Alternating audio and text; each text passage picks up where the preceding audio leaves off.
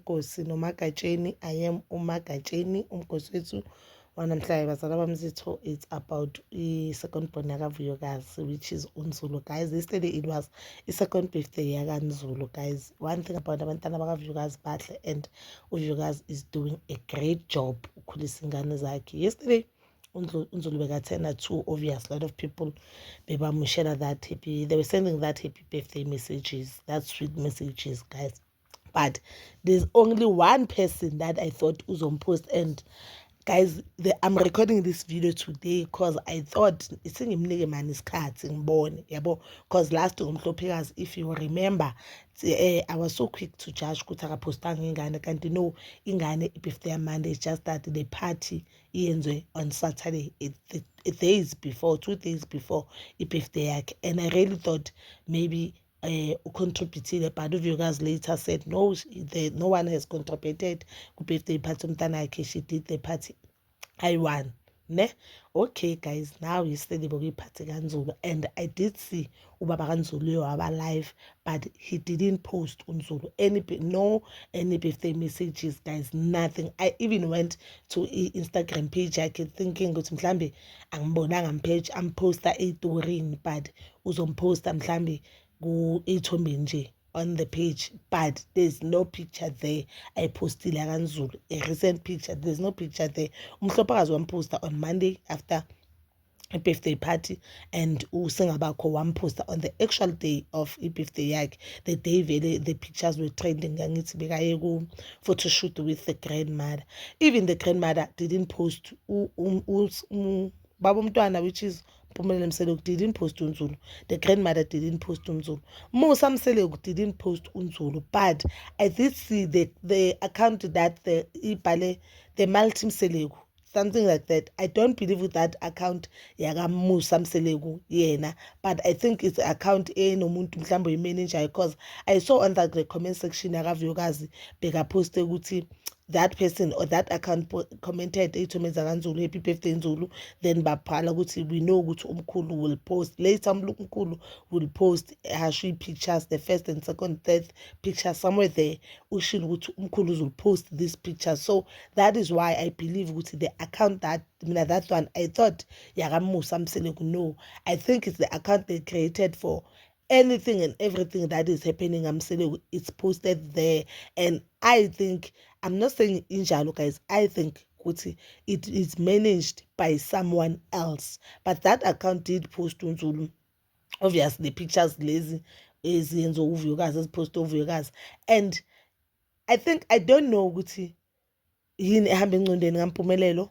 Angifuni ufaka abazali bakhe, because I believe ukuthi uMayeni noMusa Mseleku abangendawo that, even though is as traditional people, I think if umntanenu use somewhere, even though you know, but somewhere isigangeni, as grandparents nisaphila, it is your duty ukuthi nicoce zonke inkukhu zenu nizibeke esibayeni senu, zonke ilwane zenu nizifake esibayeni senu. But I don't know what is our agreement, but I am against deadbeat fathers, and today I think uMpumelelo is deadbeat father.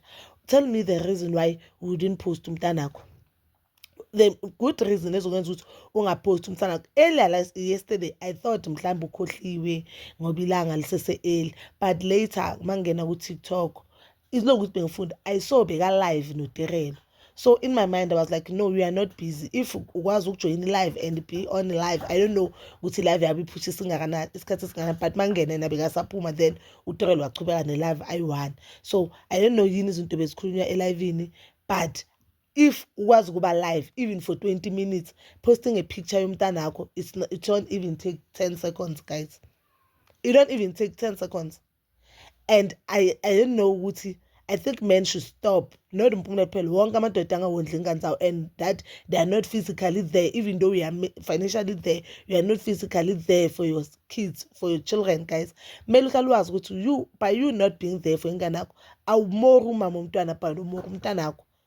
You get, umama umntanakho unayo babakhe, whether bekakhona bangekho empilweni kaBaby mama, but if bekakhona umama umntanakho anyeke kakhulu aleka the father figure, anyeke kakhulu afla zalela uthando la kababakhe, because already uVuyokazi ulithola uthando la kababakhe, usahlala nobabakhe up until to date. But when if ungabi khona empilweni engane yakho, awuyenzi any damage physical damage to your baby mama, but we are making it damage to ingane yakho, because ingane yakho emotionally izokhula inalento le ukuthi ubaba akayenzanga lento le. Ubaba noma ngoba noma as a parent ne, noma ngabe you are a single parent, uyindoda umfazi, ungayenza wonke umsebenzi, ingane ekhule inganawo mhlawumbe umzali one iyaba nayo lento encondweni ukuthi mhlawumbe baba ngabe lolo thando lolo ukuthi I just want to know ukuthi engcondweni yakhe kuhambani, engcondweni yakhe ucabangani if abone ezinye ingane ezikhulisa. And the most painful thing about this whole thing, if abantu bamsele kuvele abazisupport lengane and abazilanda ingane ukuthi like zibabone zikhule zibazi, the most painful part kuyo yonke lo ukulento le ukuthi we are growing, ingane zakhula usingabakho nonzulu bayalingana, we are posting usingabakho. That thing, it will damage you masomdala. Yes, now ngaba isikhathi sakho sokuthi utanase working with brands, making enough money, ufila ngathi ula uVuyokazi just because uVuyokazi walanda uMhlophekazi bakahlala noma yena walanda uMhlophekazi, because in one of, I think it was one of ama-episode of Izingane Zesithembu, if not Uthandwe Sithembu, he said indlela walanda ngayo ingane angiyithandanga. Yes, mhlambe walanda indlela ingane ngendlela wrong, wafike maybe kwaba nomsindo nani, but you should always know ukuthi whatever you are doing, you are not doing it for uVuyokazi, which is the baby mom, but you are also doing it for ingane yakho. And yabo, as a parent, izehlise to a level le bonye kuzehlise ngayo for ingane yakho. That is the best thing that will ever do for ingane yakho. If it takes ukuthi take this lady to court, take this lady to court.